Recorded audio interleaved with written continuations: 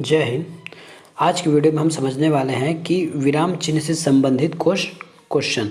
इसके पहले हमने विराम चिन्ह के संबंध में एक वीडियो बनाया था, वो आप आशा करता हूँ कि आप वो वीडियो देखे होंगे। उस वीडियो को देखने के बाद ही आप इस क्वेश्चन आंसर को लगाइएगा। तो चलिए शुरू करते हैं उससे संबंधित क्वेश्चन। श्री कामता प्रसाद के अनुसार विराम चिन्हों की संख्या कितनी है? तो मैं बता दी हूँ, विराम चिन्हों की संख्या 20 है। सेकंड नंबर का क्वेश्चन है, तुम्हें पाकर कितना आनंद आ रहा है? वाक्य में उचित विराम चिन्ह का उपयोग करें। तुम्हें पाकर कितना आनंद आ रहा है, वाक्य में आपको उचित विराम चिन्ह का उपयोग करना है। तो इसमें उचित विराम चिन्ह होगा विस्मयादि बोधक। मैंने बताया था कि हर्ष, उल्लास या आशा या किसी को ब्लेसिंग देने के लिए हम विस्मयादि बोधक चिन्ह इस प्रकार का यूज़ करते हैं। ऐसे डंडा लिखते हैं, नीचे में बिंदी लगाते हैं, तो ये आह के मध्य इस प्रकार आ जाएगा। अर्धविराम के स्थान पर 9 नंबर देखते हैं। तुम कब आओगे इस वाक्य में किस विराम चिन्ह का उपयोग करें? तुम कब आओगे, क्या इसमें पूर्ण विराम है, उपविराम है, कोष्टक है या प्रश्नवाचक है? तो इसमें क्या है, प्रश्नवाचक चिन्ह है, क्योंकि सवाल पूछा जा रहा है कि तुम कब आओगे। तो इसमें क्वेश्चन मार्क इस प्रकार का आपको लगाना है। योजक चिन्ह 10 नंबर क्वेश्चन देखते हैं। योजक चिन्ह को किस अन्य नाम से भी जाना जाता है? योजक चिन्ह को किस अन्य नाम से भी जाना जाता है? तो उसको हम समासिक चिन्ह कहते हैं। आपको पता होगा, हम योजक चिन्ह इसको बोलते हैं। और द्वंद्व समास में जब दो पद समान होते हैं तो उसके बीच इस प्रकार का हाइफन का एक चिन्ह यूज़ करते हैं, उसको ही हम समासिक शब्द कहते हैं। अगला क्वेश्चन है 3 नंबर। अर्धविराम के स्थान पर किस विराम चिन्ह का उपयोग किया जा सकता है? बताइए, अर्धविराम के स्थान पर हम किस समासिक अर्धविराम क्या होता है? ये अर्धविराम है। ऐसे लिख के ऐसा करते हैं, ये अर्धविराम है। तो हम उसके स्थान पर कौन सा उपयोग कर सकते हैं? तो अर्धविराम के साथ हम केवल ऐसा अल्प विराम का उपयोग कर सकते हैं। पवन घर आया, 4था नंबर क्वेश्चन। पवन घर आया, थोड़ी देर रुका और चला गया। इस वाक्य में उचित विराम चिन्ह क्या होगा? इसमें उचित विराम क्या होगा? पवन घर आया, थोड़ी देर रुका और चला गया, तो इसमें होगा आपका ये अल्प विराम। ये होगा आपका अल्प विराम। पवन घर आया, ऐसा, थोड़ी देर रुका और चला गया, तो ये आपका अल्प विराम आएगा। 11 नंबर क्वेश्चन देखते हैं। शोक व्यक्त करने के लिए किस विराम चिन्ह का उपयोग करते हैं? जल्दी बताइए। इसमें होगा विस्मयादि बोधक। इसमें होगा आपका विस्मयादि बोधक। हर्ष, शोक, उल्लास, खुशी, इस सब को दर्शाने के लिए हमको शोक चिन्ह का, विस्मयादि बोधक चिन्ह का उपयोग करते हैं। उसके बाद है 12वां नंबर। विवरण चिन्ह को पहचानिए। किसी चीज़ का यदि हम विवरण बताते हैं तो क्या किस प्रकार का चिन्ह का उपयोग करते हैं? विवरण बताने के लिए हम इस प्रकार, आपको याद होगा निम्नानुसार, ऐसे निम्न लिखते थे तो ऐसे डॉट करके लिए निम्नानुसार विवरण, इस प्रकार लिखने के बाद इस वाले चिन्ह का उपयोग करते हैं, इसलिए इसका आंसर हो जाएगा बी। अगला क्वेश्चन आगे बढ़ते हैं। 13 नंबर। ऐसे दो वाक्यों के बीच जिनका भाव एक दूसरे में निहित हो, किस विराम चिन्ह का उपयोग किया जाता है? 13 नंबर क्वेश्चन आंसर बताइए।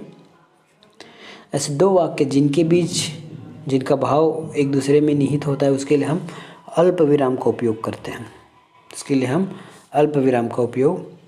हैं। अगला क्वेश्चन देखते हैं। Question number 5। रोहन, राजीव, राजा और वैभव अपने कार्य में संलग्न है। इस वाक्य में उचित विराम चिन्ह बताइए। इस वाक्य में आपका उचित विराम चिन्ह होगा डी। मैंने पहले बताया था कि दो दो समान शब्दों के लिए हम अल्प विराम को यूज़ करें। जैसे हम यहाँ पे अल्प रहेंगे, ऐसे अल्प विराम आ जाएगा, इसमें अल्प, इस प्रकार का ये अल्प विराम है। इसका आंसर होगा डी। मैं सचिन के घर पहुंचा, छठा नंबर क्वेश्चन, मैं सचिन के घर पहुंचा परंतु वह नहीं मिला।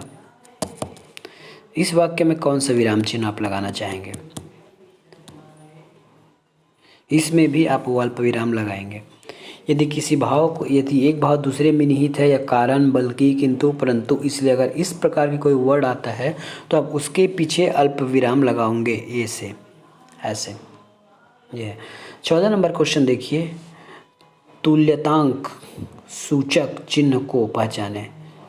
तुल्यतांक सूचक, डी। तुल्यतांक बराबर, तुलना करते हैं, इक्वल टू, इसके बराबर है कि नहीं, ये तो तुल्यतांक सूचक है। हंस पद किस विराम का एक और नाम है? हंस पद किस विराम चिन्ह का एक और नाम है? तो हंस पद जो है त्रुटि बोधक का, हंस पद जो है त्रुटि विराम चिन्ह का, त्रुटि विराम चिन्ह ऐसे लगाते थे, उसका ये हंस पद एक विभिन्न नाम है।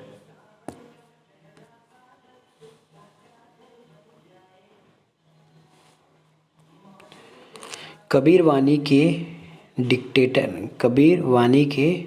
डिक्टेटर थे।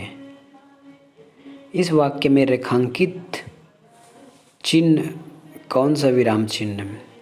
उद्धरण चिन्ह, पुनरुक्ति चिन्ह, योजक चिन्ह या टीका चिन्ह? ये है आपका उद्धरण चिन्ह। उद्धरण चिन्ह आपको बताया गया था इस प्रकार, ऐसे वाक्य के लिए या फिर शब्द के लिए ऐसा सिंगल, तो ये दोनों उद्धरण चिन्ह हैं। 8वां नंबर क्वेश्चन है, प्रभु मेरा कल्याण करो। वाक्य में उचित विराम चिन्ह का उपयोग कीजिए। प्रभु मेरा कल्याण करो, तो इसके लिए हो जाएगा आपका विस्मयादि बोधक चिन्ह। इस पर ये प्रभु के बाद एक विस्मयादि बोधक चिन्ह लगाया जाएगा।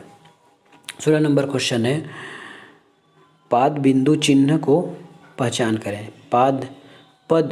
पाद बिंदु चिन्ह की पहचान करें। 16 नंबर क्वेश्चन, पाद बिंदु चिन्ह होता है ये। 17 नंबर क्वेश्चन है, वह जहाँ जाता है वहाँ बैठ जाता है। ये मैंने क्वेश्चन में बताया है जब मैं पढ़ा रहा था, तो इसमें कौन सा चिन्ह लगेगा?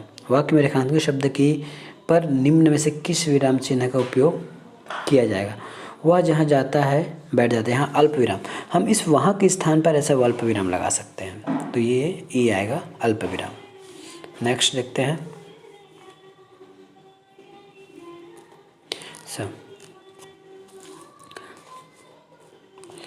माता पिता शब्दों के बीच लगने वाले चिन्ह को आप क्या कहते हैं?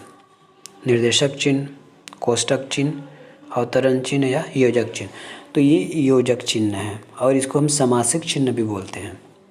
समाप्ति सूचक चिन्ह आपको पता है, ये है समाप्ति सूचक चिन्ह। 25 नंबर क्वेश्चन देखते हैं, एक ही शब्द को बार बार लिखने के लिए किस चिन्ह का उपयोग करते हैं? एक ही शब्द को बार बार लिखते हैं तो डू, इंग्लिश में डू बोलते हैं, तो हम इस प्रकार इस वर्ड का उपयोग करते हैं, तो इसको पुनरुक्ति चिन्ह बोलते हैं। किसी विशेष व्यक्ति अथवा कवि लेख के नाम के किस स्थान का, किसी विशेष व्यक्ति अथवा कवि लेखक के नाम के साथ किस चिन्ह का उपयोग किया जाता है? 26 नंबर क्वेश्चन, अवतरण चिन्ह। अवतरण चिन्ह का उपयोग किया जाएगा। अवतरण इस प्रकार से होता है, ये ऐसा, उसके बीच हम कुछ लिखते हैं या फिर सिंगल में, इस प्रकार। तो किसी कवि, लेखक या उसकी रचना को बताने के लिए हम, जैसे मैंने क्वेश्चन बताया था पूस की रात, तो मुंशी प्रेमचंद की एक लेखन है, इस प्रकार हम इसमें अवतरण चिन्ह का उपयोग करेंगे। नेक्स्ट क्वेश्चन, 20 नंबर क्वेश्चन देखिए, रामू जिसकी कल टांग टूटी थी बड़ा अच्छा खिलाड़ी है। वाक्य में उचित विराम चिन्ह का प्रयोग करें। तो इसमें आ जाएगा आपका अल्प विराम, इसमें आ जाएगा आपका अल्प विराम। किसी बड़े अंश का संक्षिप्त रूप दिखाने के लिए हम किस प्रकार के चिन्हों का उपयोग करते हैं? किसी बड़े अंश का संक्षिप्त विवरण दिखाने के लिए हम लाघव चिन्ह, जैसे हमने यहाँ लिखा था उत्तर प्रदेश, ये ऐसा। तो ये हम बड़े चीज़ को दिखाने के लिए हम नीचे 2 डॉट लगाते हैं, ये और ये है। 27 नंबर क्वेश्चन, पद लोप चिन्ह का प्रयोग करते हैं शौक व्यक्त करने के लिए, जब किसी बात को बार बार लिखा जाए, जब मूल धातु के साथ प्रणार्थक किया जाए, जब किसी बात को अधूरा छोड़ दिया जाए। 27 का डी, जब किसी बात को हम अधूरा छोड़ते हैं। अधूरा छोड़ने का बहुत सारे कारण हैं, उसमें सामने वाले के मन में जिज्ञासा बढ़ाने के लिए, किसी अश्लील बात को छुपाने के लिए, या किसी बात को उसको बुरा न लग जाए, इस बात को रोकने के लिए हम लोप चिन्ह का उपयोग करते हैं। कहावतों के लिए किस चिन्ह का प्रयोग किया जाता है? कहावतों के लिए किस चिन्ह का प्रयोग किया जाता है? कहावतों के लिए हमारा अवतरण चिन्ह आता है। किसी भी कथन, लेखक, नाम आदि को बताने के लिए हम इस प्रकार के अवतरण चिन्ह का उपयोग करते हैं।